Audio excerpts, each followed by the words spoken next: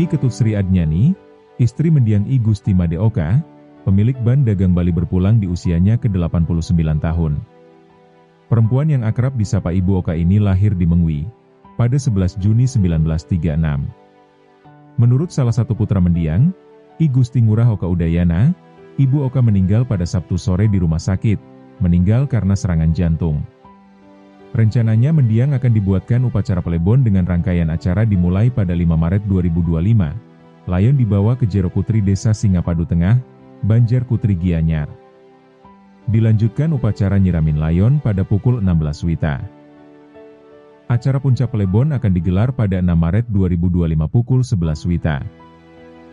Setelah Plebon, rangkaian acara akan dilanjutkan hingga upacara Ngelinggihang pada 19 Maret 2025.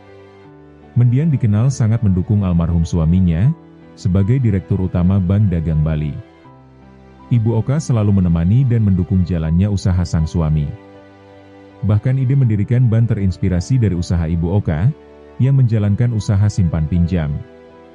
Meskipun sempat bekerja sebagai pegawai pada kantor kesehatan Bali di Jalan Mawar Denpasar, aktivitas simpan pinjam ini dilakukan Ibu Oka usai pulang kerja. Kepergian Ibu Oka menyusul sang suami yang sudah terlebih dulu meninggal pada 2022 silam, meninggalkan duka mendalam di hati keluarga. Pasangan ini memiliki 10 anak, 29 cucu, dan 17 cicit. KMB, Bali Post.